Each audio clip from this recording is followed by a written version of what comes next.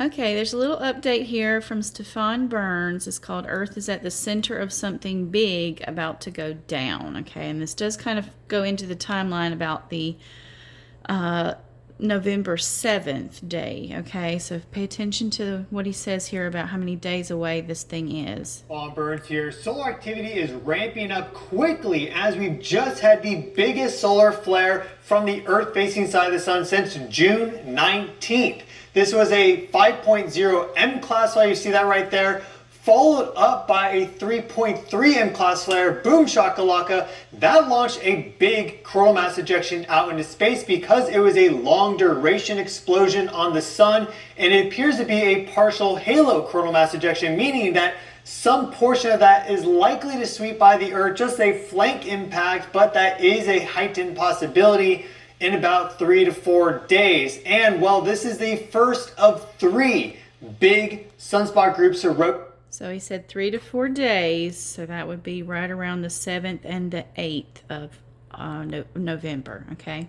To Earth facing. They've been very, very active for more than 2 weeks now, and they've come back home because originally it was 2 sunspot groups that developed on the Earth facing side of the sun, rotated out of view, started going very active right when they lined up with interstellar object 3I Atlas. Now they've rotated through the far side back to the eastern limb solar coordinate system, and well, they have a 2-week journey now across Earth facing. What's so interesting about this as well, I mentioned 3I Atlas, well, we have comet A6 Lemon performing its perihelion on the 8th of November above the ecliptic plane, roughly in line with this angle on the sun. So we're going to have...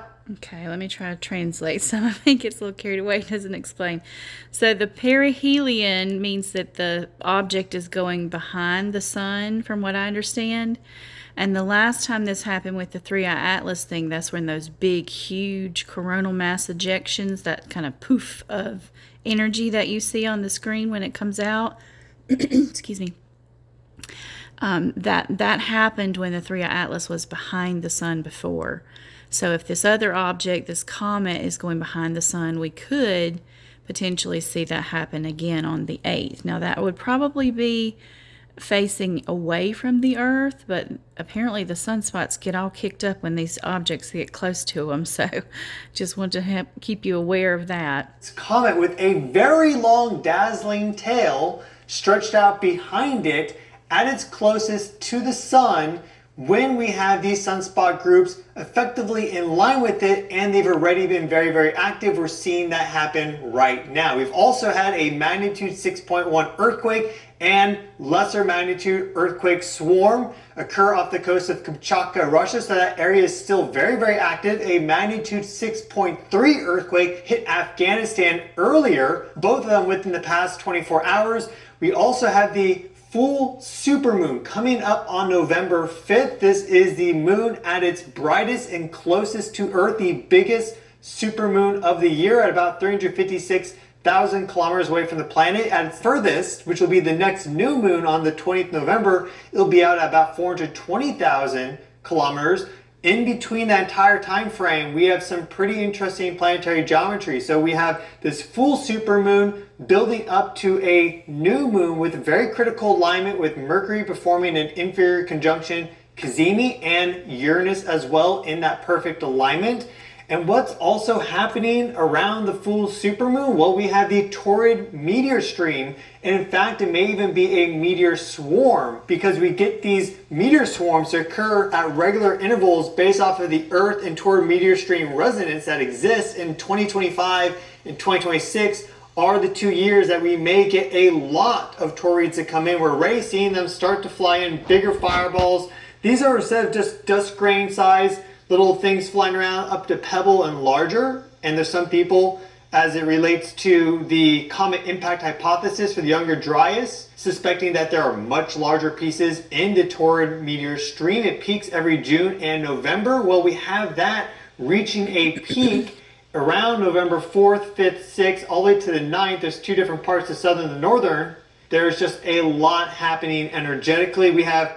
Okay, I'm going to stop and talk about this for a minute. So He did talk about several different things there. He talked about the earthquakes that were increasing. A lot of times when these things pop off the sun like that, you will get earthquakes. Now, the book of Joel tells us that there will be some kind of quaking going on in chapter 2 there, okay? There's other hints of it in Matthew 24 as well, that there will be some earthquakes. So think about that. And then, of course, the sun, the moon, and the stars are all signs. He uses them for signs, God does. He says it back in the book of Genesis. So, the fact that we're getting some kind of unusual moon around this time, too, that's a real big super moon, that could be a sign. And also this torrid meteor shower, because remember back in Revelation chapter 12, the next sign that we're looking for in that little sequence there, we've already had the sign of the woman back in 2017, but we're looking right now for the sign of the dragon, which says he's going to sweep his tail and stars are going to fall to the earth, okay? Now, that could be in a physical form at this torrid meteor shower, which will kind of look like little falling stars, okay? But it's also a supernatural level or element to it as well, where these fallen angels that have been in some kind of prison up there, maybe holding up the constellations, perhaps in this Pleiades star cluster, are going to be kicked down to the earth. And then, according to my dreams and a couple of other dreams, Helingway had some too, the darkness is going to spray out of their bodies. The light's going to die out of them, and they're not going to be this illuminated being anymore. They're going to be darkness, okay? And the darkness is going to spray out of their bodies, and that's what's going to cause the day of darkness that's mentioned in Joel chapter 2, okay? So that kind of gives you what's going on. And then also, I think what he's getting into right now is about this hurricane here. Let's see what this is. Kalmegi approaching the Philippines right now. Very powerful cyclone. And we also have a large coronal hole on the Earth-facing side of the sun, which has been perfectly linked up with significant earthquake activity, soon to rotate into geoaffected position. Okay. So if it's a cyclone, I guess that's something over the ocean that's a little different than a hurricane, from what I understand. And so there will be some distress in the oceans too. It talks about the winds and the waves. Some of that I think is in Matthew 24, perhaps Mark 13, and Luke 21 as well. Those are the prophetic chapters in the Gospels that we should look at for right now.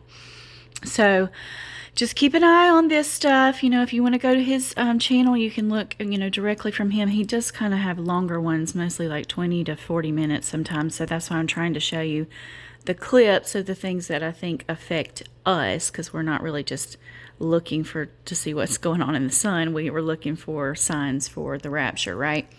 So check this out, and I'll keep you guys updated, okay? Bye. Love you.